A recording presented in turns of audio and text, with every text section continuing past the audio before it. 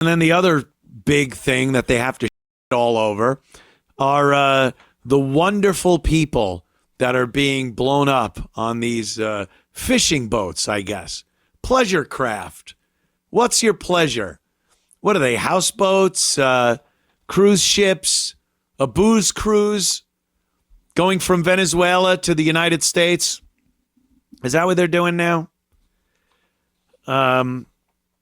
These are boats full of drugs with amazing motors on these boats. They go very fast. They're not stopping to throw a line out, see if you could catch something. These are boats transporting drugs to the United States. And I don't know who's driving them. I don't care who's driving them. To blow these boats up, it's something new. It's a new angle on the war on drugs, which has been going on forever and has done absolutely nothing. The rate that young Americans are dying from drug overdoses in this country dictates that something has to be done, really has to be done. And the Democrats, you hear them talking all the time. These poor people on the boat, you're killing them. Why not just intercept them, take the drugs, arrest them, and then put them in jail? And yeah, that's what's been going on. Just do the same thing over and over and over? That doesn't work.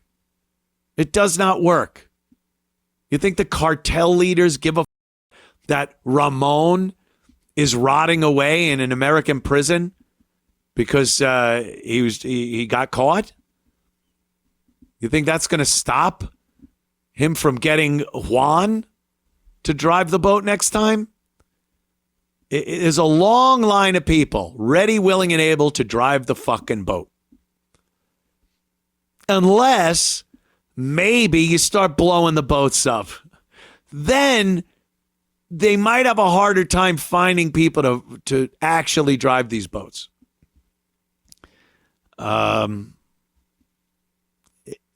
It's astounding to me that so many politicians in this country are just making excuses, blaming Trump, blaming Hegseth for the murder, I say, of these poor, innocent boat people.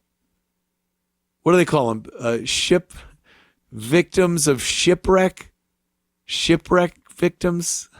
Hi, this is Anthony Cumia. Hello, I'm Gavin McInnes. And together we're Compound Censored. And we would like you to subscribe with this deal using this promo code right below me right now. Do it, because it's very entertaining. What? And they say if they blow the boat up and a couple of these guys crawl onto the burning frame, whatever's left of the capsized drug boat, that killing them is a war crime and is against the law, and it's this and that. Anything to just defend some of the worst people in the world. That's what they do. They will defend the worst people on earth just to spite Donald Trump and MAGA and the people that voted for him. And they'll destroy cities. Look at what Brendan Johnson's doing up in Chicago. Destroying a city out of nothing but spite and racism, hatred of Donald Trump, hatred of white people. And he'll stack up black bodies as high as they got to be stacked, rather than give in, admit there's a problem with black violence in Chicago, and do what really needs to be done about it. That's what they do. They'd rather destroy whatever it is that they're supposedly in charge of. They'd rather see it destroyed than have to give an ounce of credit to someone they don't like Donald Trump. And they'll defend terrorists These people coming over on these drug boats, delivering the drugs, are just as deadly as armed combatants getting off the boat and mowing down a few people on the beach. If that was the case, wow, you'd really have to be a nut to say they deserve due process and deserve to be plucked out of the water like they fell off a Royal Caribbean cruise ship. But they're no less deadly. But, you know, what are we supposed to think? That they're being noble and humanitarian? We need every life deserves to... no, not everyone. Here is Representative Adam Smith, and he's downplaying the lethality of drugs that are being brought into this country. He'd rather downplay how deadly the drugs are than actually say, we need to do something rash, something very serious to combat this drug problem, and arresting them and trying to make deals with foreign governments. So it hasn't worked ever. So we need to take it one step further and start showing these people we mean business. But he'd rather downplay the lethality of drugs. Here's Representative Adam Smith. But even worse than that, the notion is that cocaine still could have gotten to the United States, and they're treating that cocaine like it's a weapon. Basically, they're treating that image of those two people on that boat like a situation where, I don't know, you see a car bomb headed towards an embassy or something. Right. It's struck. It seems like it's incapacitated, but is it incapacitated? We don't know. There's still a couple people there. Maybe they can complete the mission. Maybe they can get that bomb to the building and blow it up. And that, too, is kind of absurd. But even worse. But it is like that. Do you know how many more young people in this country are dead because of drugs than are dead because of terrorists coming over on a boat and bombing somewhere? It's not even close. The young people in this country dying because of ODing on drugs, fentanyl in their cocaine, whatever it is so much worse than people coming over on boats with bombs and blowing up an embassy or a building or what have you. What's the difference? Young people are dying. They're dying in this country because of the drugs being brought in. And you think, well, even if the coke makes it in, they're kind of making it seem like they're coming in with weapons or something. It is. It's a weapon. It's a weapon. The fucking balls on that guy. They just refuse to see what is plain right in front of their face. They need to confuse the issues, make excuses because Donald Trump, because MAGA, because Pete Hegseth. And they're willing to, again, stack up the bodies. Does that guy care that harmless cocaine that isn't a bomb or a gun, it's just cocaine, comes into this country? Does he care how many people that kills? And I'm not even saying that's the answer. Believe me, you'd be very naive to think you could stop the drugs coming into this country. There needs to be more. It needs to be a multifaceted approach. But one of them, like the immigration issue, there are plenty of ideas about what to do about the immigrants in this country already. And deporting some of them are getting their citizenship, some of them are getting amnesty and sanctuary. But the first thing was to cut off the flow of immigrants into this country, illegal immigrants into this country. That was paramount. That's what you do.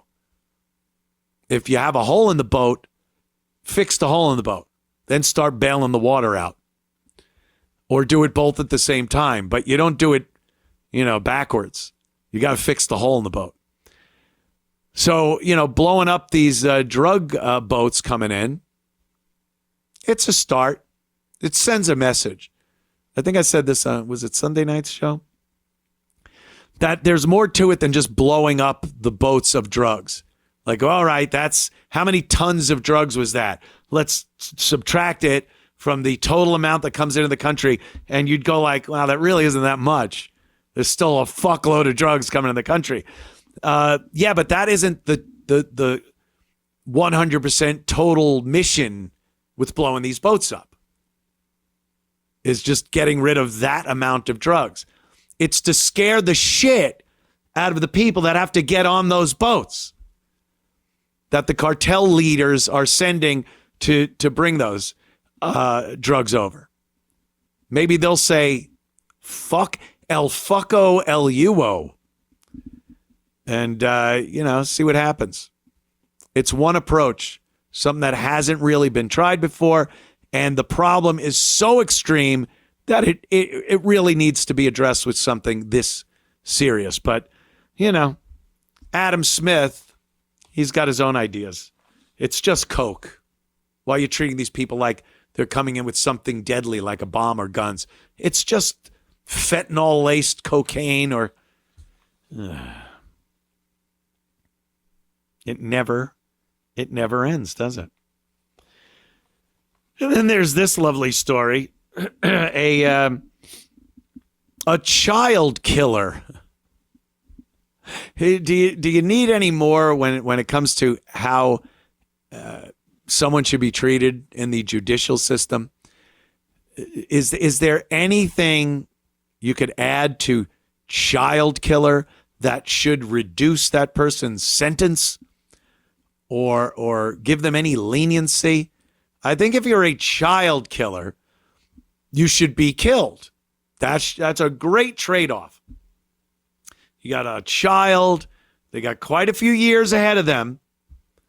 You take the average lifespan, right? And then you subtract how old the kid was. So if he's like 6 years old, then it's like 70, I guess. You could go 70 years. And then if the guy that killed him falls in that range, well, then you kill him. Just kill him. He's a child murderer. But that doesn't happen in this country for some reason. Here's the story. Pop that story up there. Family furious, I guess, as Kentucky child killer freed 9 years early for good behavior, only to be quickly rearrested. How, if you've killed a child, I don't know what good behavior could merit you being released. Nothing you do in prison that could be deemed good behavior can offset that you killed a kid. All right, let's see the text. Blow it up there if you could, Sean. A Kentucky child killer who butchered a boy to death in his sleep ended up being released from prison nearly a decade early for good behavior, only to be rearrested just weeks later for violating his parole. He's due to be released again next year, this time with no parole restrictions. Ronald Exantis, 42, of Indianapolis, was slapped with just a 20-year sentence after he broke into 6-year-old Logan Tipton's home in Versailles, Kentucky, and went on a late-night stabbing frenzy back in 2015. This guy did this in 2015. There he is. There's the wonderful gentleman. 2015. He used the insanity defense and was found not guilty of murdering the kindergartner, but was convicted on 3 assault charges for knifing other members of the Logan family. So he's insane enough to not be convicted of murder by reason of insanity for stabbing a child to death. But they deemed him sane enough to be found guilty of assault for stabbing the other family members. What kind of mental retardation is going on there? What kind of judicial system is letting that insane fucking potpourri of sentencing and charges, and is he insane? Is he not? After racking up good behavior credits in the slammer, Exontis wound up shaving more than 9 years off his sentence. How do you shave 9 years off a 20-year sentence for killing a kid? I would think it's 20 years plus life plus kill him. Even if somehow some drunkard jurors or some fucking retarded judge gives him 20 years. How do you let him out? You killed a kid. You keep him in every second of that 20 years. Something needs to be changed because it cannot be that easy. You've committed a very heinous crime, and it's just given to you. Logan's sister, Cora Tipton, said of this asshole's early release. Any more on there? There we go. Logan's grief-stricken family blasted the ordeal as they prepared to commemorate what would have been the kid's 16th birthday. He'd only be 16. He was murdered as a kindergartner. This seems like something that the guy gets out of prison and it's like, yeah, I can't believe it was 60 years. He would have been 6 years old. Not 16.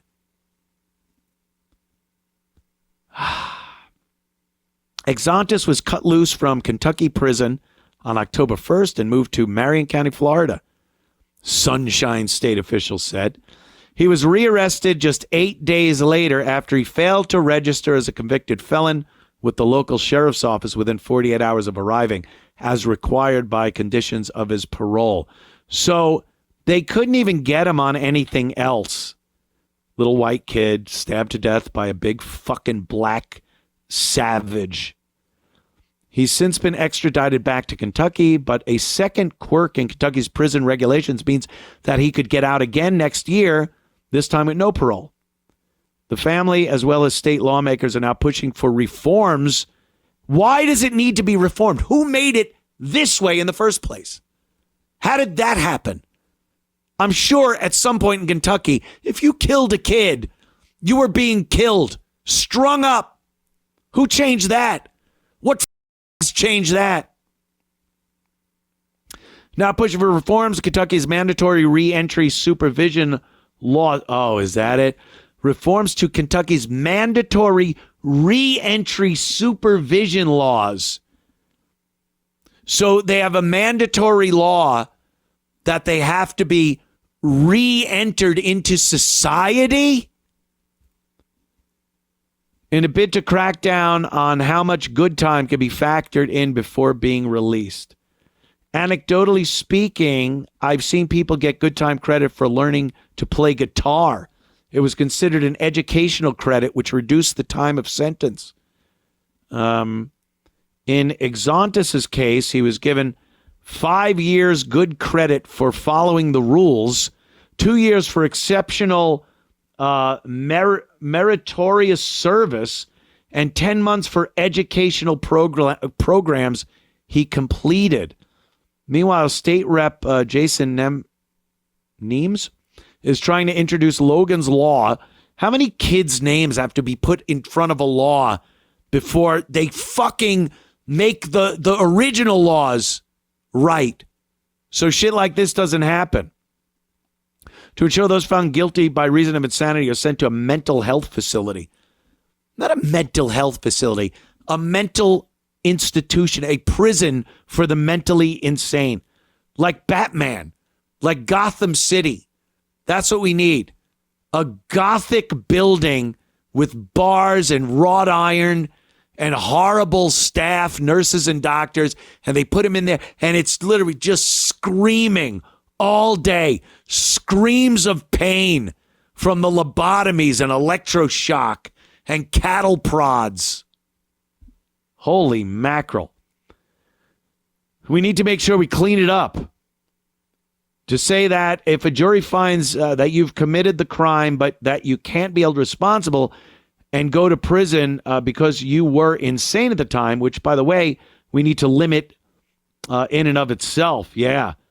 But if the jury making that finding, if the jury makes that finding, then you can't go back out in the community immediately. You have to go somewhere. Yeah, a secondary prison. If that, there shouldn't even be laws like that. I don't know how these reforms happen. Again, more liberal bullshit that destroys the very element, the fabric of the United States of America. And they're proud of it. I'm sure they crowed about this. The people that wrote this bill, the sponsors of this bill, whatever Kentucky reform thing, when it was signed, they all applauded, shook each other's hands, pats on the back, and thought it was the greatest fucking thing that these violent murderers were going to get out of prison sooner than they should be, or at all. It's. I've told you what I think. I've stated my case here. So if you enjoyed that clip, then subscribe to Compound Censored using this promo code.